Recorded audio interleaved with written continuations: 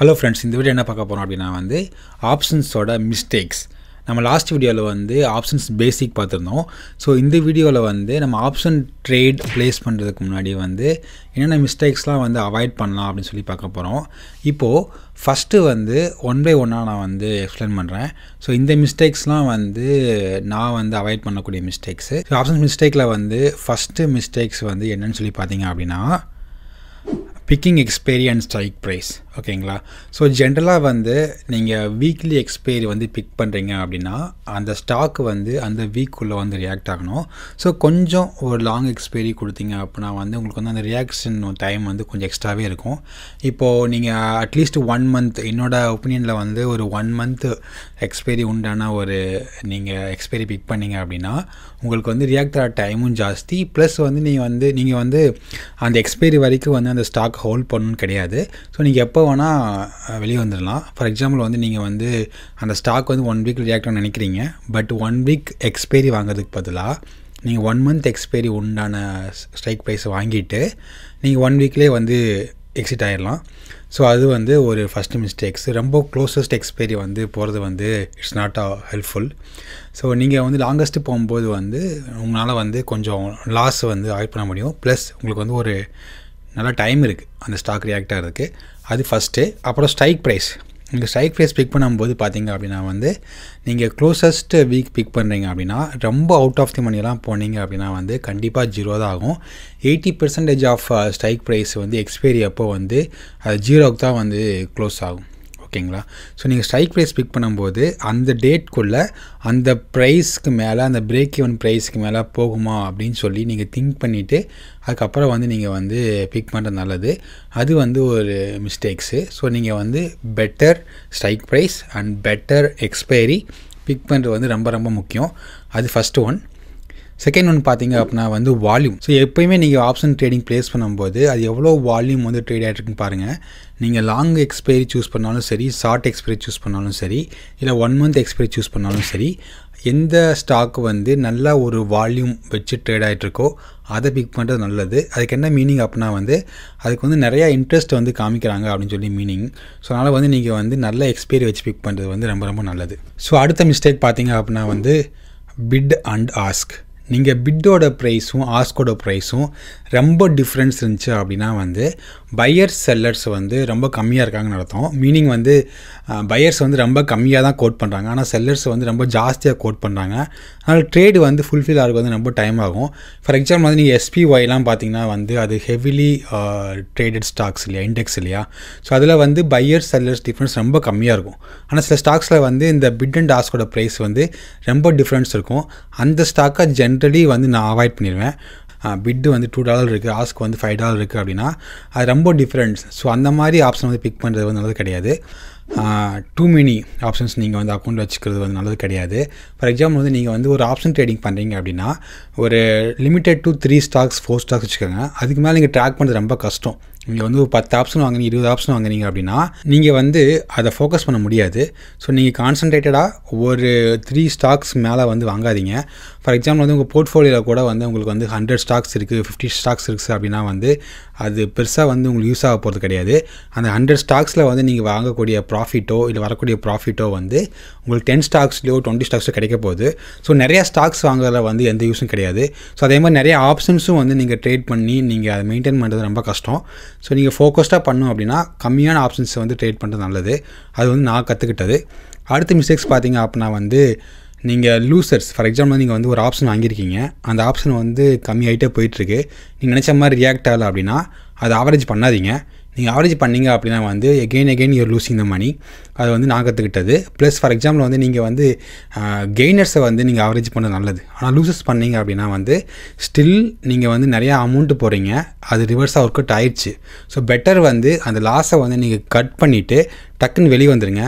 ஒரு கேப் வச்சுக்கோங்க, ஒரு ஸ்டாப் லாஸ். மீனிங் லைக்னா ஒரு ஸ்டாப் லாஸ் எனக்கு வந்து ஒரு 30% 50% வந்து ரிவர்ஸாக ரியாக்ட் ஆச்சு அப்படின்னா நான் வெளியே வந்துடுவேன் அப்படின்னு ஒரு மைண்ட் செட் வச்சுக்கோங்க. அப்போ தான் வந்து உங்களுக்கு வந்து அமௌண்ட்டும் சேவ் ஆகும். ஃபார் எக்ஸாம்பிள் வந்து நீங்கள் வந்து ஒரு ட்ரேட் பிக் பண்ணிட்டீங்க, அது வந்து ஒரு ஃபெயிலியர் ஆகிடுச்சு, அந்த ட்ரேட் நீங்கள் ஆவரேஜ் பண்ணிட்டீங்க வந்தீங்கன்னா வந்து உங்கள் அக்கௌண்ட் வந்து ப்ளோ அவுட் ஆயிரும். ஸோ அதுக்கப்புறம் வந்து நீங்கள் நெக்ஸ்ட்டு ட்ரேட் பண்ணுறதுக்கு வந்து உங்களுக்கு அமௌண்ட் இல்லாமல் போயிடும். ஸோ என்ன பண்ணும் அப்படின்னா வந்து உங்கள் லாஸ் அப்படின்னா வந்து டக்குன்னு கட் பண்ணிவிட்டு ஒரு 30% 50% லாஸ் புக் பண்ணிவிட்டு அந்த மீதி அமௌண்ட்டை வந்து அடுத்த ட்ரேடுக்கு நீங்கள் மூவ் ஆகிறது நல்லது. ஸோ எப்பயுமே வந்து don't average losers, only average gainers. இப்போ அடுத்த வந்து மிஸ்டேக்ஸ் சொல்லி பார்த்தீங்க அப்படின்னா வந்து ஃபாலோயிங் ஒன் மெத்தட். அதுக்கு என்ன மீனிங் அப்படின்னா, இப்போது நீங்கள் வந்து ஆப்ஷன் ட்ரேட் பண்ணுறீங்க, அதில் வந்து ஒரு ஸ்ட்ராட்டஜி வச்சுருக்கீங்க. அந்த ஸ்ட்ராட்டஜி மட்டும் வச்சுட்டு நீங்கள் வந்து ட்ரேட் பண்ணாதீங்க. நீங்கள் வந்து ஒரு ஆப்ஷன் ட்ரேடிங் பண்ணும்போது ஒரு 2-3 ஸ்ட்ராட்டஜி வச்சுக்கோங்க. இது ஒர்க் அவுட் ஆகலாம், அது ஒர்க் அவுட் ஆகலாம், இது அந்த மாதிரி. ஸோ 2-3 ஸ்ட்ராட்டஜி நீங்கள் அப்ளை பண்ணி அது அப்போ வந்து எது கரெக்டான ஒரு மெத்தடோ அதை மட்டும் வந்து நீங்கள் வந்து அப்ளை பண்ணி ஒரு ட்ரேடிங் ப்ளேஸ் பண்ணுங்கள். ஒரே ஒரு மெத்தடை வச்சுட்டு நீங்கள் பண்ணிங்கன்னா அந்த மெத்தட் ஃபெயிலியர் ஆகிடுச்சு அப்படின்னா வந்து நீங்கள் நெக்ஸ்ட் மெத்தட் நீங்கள் ட்ரை பண்ண கூட மாட்டீங்க. ஃபார் எக்ஸாம்பிள் வந்து ஒரு மெத்தட் வந்து பெட்டராக இருக்கலாம் இன்னொரு மெத்தடை விட. ஸோ அந்த மெத்தடை நீங்கள் ட்ரை பண்ணி பார்க்கணும். ஸோ நீங்கள் மல்டிபிள் மெத்தட்ஸ் ட்ரை பண்ணி உங்கள் ஆப்ஷன் ட்ரேடிங் பண்ணிங்கன்னா தான் உங்களுக்கு வந்து எது பெட்டர் மெத்தடு, எது நல்ல மெத்தட் யூஸ் பண்ண முடியும். ஃபார் எக்ஸாம்பிள் வந்து நீங்கள் வந்து ஒரு 3-4 ஆப்ஷன் ட்ரேடிங் ப்ளேஸ் பண்ணுறீங்க அப்படின்னா, ஸோ அதில் வந்து ஒரு மெத்தடு வந்து நீங்கள் ஒன்று ஃபாலோ பண்ணி ஒரு ஆர்டர் ப்ளேஸ் பண்ணிடுங்க, இன்னொரு மெத்தடை ஃபாலோ பண்ணி இன்னொரு ஆர்டர் ப்ளேஸ் பண்ணிடுங்க. ஸோ ஒரு மெத்தடு வந்து ஒர்க் அவுட் ஆகாட்டியும் கூட இன்னொன்று ஹெல்ப்ஃபுல்லாக இருக்கலாம். இது நான் கற்றுக்கிட்ட பாடம், ஓகேங்களா. ஸோ நீங்கள் வந்து ஒரே மெத்தட் ஃபாலோ பண்ணுறீங்க அப்படின்னா அது வந்து சப்போஸ் ஃபெயிலியர் ஆகிடுச்சு அப்படின்னா செகண்ட் மெத்தட் வந்து நீங்கள் பெட்டராக இல்லையானே நீங்கள் வந்து எக்ஸ்ப்ளோர் பண்ண முடியாது. அதே மாதிரி நீங்கள் வந்து இப்போ கால்ஸோ புட்டோ நீங்கள் வந்து வாங்குறீங்க அப்படின்னா அதை வந்து ஒரு கன்சிஸ்டண்ட்டாக மெயின்டைன் பண்ணுங்கள். நான் வந்து கால்ஸ் வாங்கிட்டேன் அப்புறம் டக்குன்னு புட்ஸ் ஜம்ப் ஆகிறேன். ஃபார் எக்ஸாம்பிள் வந்து நீங்கள் வந்து 10 கால் வாங்கிட்டீங்க, திரும்ப வந்து ஐயோ ஸ்டாக் வந்து இந்த பக்கம் போகுது, நம்ம வந்து புட்ஸ் வாங்கிடலாம் அப்படின்னு சொல்லிட்டு டக்குன்னு வந்து எமோஷ்னலாக வந்து வேறு டைரக்ஷனில் போகாதீங்க. ஒரு கன்சிஸ்டண்ட்டாக வந்து நீங்கள் வந்து ஃபாலோ பண்ணீங்க அப்படின்னா அதே ஃபாலோ பண்ணுங்கள். ஆனால் மெத்தட்ஸ் வந்து டிஃப்ரெண்ட் ட்ரை பண்ணுங்கள், ஓகேவா. நீங்கள் ஸ்டாக் வந்து டக்குன்னு வந்து மேலே போகுது கீழே போகுது அப்படின்னு நினச்சிட்டு ஒரு குயிக்காக எமோஷனாக வந்து ரியாக்ட் ஆகிறது வந்து வேணாம். எக்ஸாக்டாக இப்போது இதுக்கு கீழே வந்து போனால் ஸ்டாக் வந்து கீழே போயிடும், சார்ட்டை வச்சு ரீட் பண்ணிடலாம். ஆனால் வந்து நம்ம எமோஷ்னலாக வந்து பண்ணுற ட்ரேட்னால நம்ம ரெக்கவர் ஆகும்போது கூட இந்த பக்கம் வந்து வர கெயின் இந்த பக்கம் போயிடும். ஸோ அதனால் வந்து கொஞ்சம் பார்த்து பண்ணுங்கள்.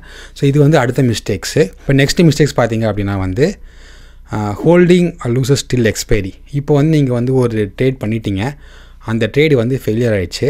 நான் சொன்ன மாதிரி வந்து நீங்கள் லாஸை முன்னாடி கட் பண்ணியிருந்தீங்க அப்படின்னா வந்து பரவாயில்ல.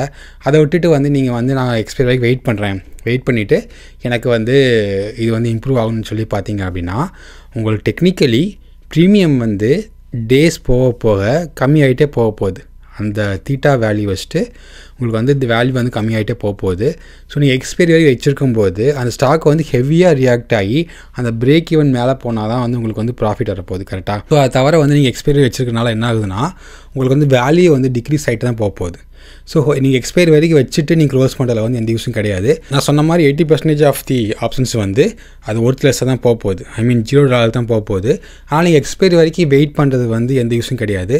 நீங்கள் வந்து ஒரு 50% ப்ராஃபிட் நீங்கள் பார்த்துட்டீங்க அப்படின்னாலே, இல்லை லாஸ் பார்த்துட்டீங்க அப்படின்னாலே வந்து அந்த பொசிஷன் நீங்கள் க்ளோஸ் பண்ணிவிட்டு நீங்கள் டக்குன்னு அடுத்த பொசிஷன் மூவ் ஆகிறது வந்து பெட்டர். ஸோ எக்ஸ்பைரி வரைக்கும் நீங்கள் வெயிட் பண்ணீங்க அப்படின்னா ஃபார் எக்ஸாம்பிள் கவர்ட் கால்ஸோ இல்லை கவர்டு புட்டோ வந்து நீங்கள் வச்சுருக்கும்போது அது பெஸ்ட்டு. எக்ஸ்பைரி வெயிட் பண்ணி இங்கே ஃபுல் அமௌண்ட் கலெக்ட் பண்ணுறது. ஆனால் சப்போஸ் வந்து நீங்கள் 50% வந்து உங்களுக்கு வந்து ப்ராஃபிட் வந்துட்டாலே வந்து நீங்கள் வந்து ரொம்ப ஒரு க்ரீட்னஸ் ஒரு பேராசை இல்லாமல் டக்குன்னு க்ளோஸ் பண்ணிட்டு அடுத்த ட்ரேடுக்கு மூவ் ஆகிறது வந்து என்னை பொறுத்த வரைக்கும் வந்து பெஸ்ட்டு. அடுத்து பார்த்தீங்க அப்படின்னா வந்து ஐவி, இந்த இம்ப்ளைடு வாலட்டிலிட்டி நான் எக்ஸ்பிளைன் பண்ண மாதிரி. ஸோ இந்த வந்து நியூஸை வச்சோ இல்லை அந்த கரண்ட் ட்ரெண்டை வச்சோ ஐவி வந்து ரொம்ப ஹையாக இருக்கும் லோவாக இருக்கும். ஐவி ஹையாக இருக்கும்போது வந்து நீங்கள் வந்து அதை வாங்குறது வந்து ரொம்ப தப்பு. ஏன்னா வந்து நீங்கள் நிறையா வந்து ப்ரீமியம் பே பண்ண போகிறீங்க. ஏன்னா வந்து இப்போது ஐவி ஜாஸ்தியாக இருந்துச்சு அப்படின்னா அவங்க ப்ரீமியம் ஜாஸ்தியாக இருக்கும், ஓகேவா. ஸோ அந்த ஐவியை நீங்கள் பார்த்து வாங்கணும். ஜாஸ்தியான ஐவி இருக்கும்போது வந்து நீங்கள் வந்து வாங்காது நல்லது. என்னை கேட்டால் வந்து நீங்கள் ரொம்ப ஒரு ஐவி ஃபார் எக்ஸாம்பிள் வந்து 100%, 150% அப்படிலாம் ஐவி இருந்துச்சுன்னா நீங்கள் அந்த ஆப்ஷன் தொடாமல் இருக்கிறது ரொம்ப நல்லது என்னை கேட்டால். ஸோ இப்போ பார்த்தீங்க அப்படின்னா வந்து நம்ம வந்து ஒரு 8 மிஸ்டேக்ஸ் பற்றிட்டு பேசியிருக்கோம். ஸோ இதை தவிர நீங்கள் ஏதாவது வந்து ஆப்ஷன் ட்ரேடிங்கில் கற்றுக்கிட்டீங்க அப்படின்னா வந்து நீங்கள் கீழே கமெண்ட்ஸில் போடுங்க. ஸோ இந்த மிஸ்டேக்ஸ்லாம் வந்து நான் அவாய்ட் பண்ணுறேன். நான் வந்து எந்த ஆப்ஷன் ட்ரேடிங் ப்ளேஸ் பண்ணும்போது இதெல்லாம் கன்சிடர் பண்ணிட்டு தான் வந்து நான் வந்து ஆப்ஷன் ட்ரேடிங் ப்ளேஸ் பண்ணுறேன். ஸோ நம்ம வந்து இன்னொரு வீடியோவில் இன்னொரு டாபிக் பற்றி பேசலாம். Until then, see you, take care and see you next video. Bye.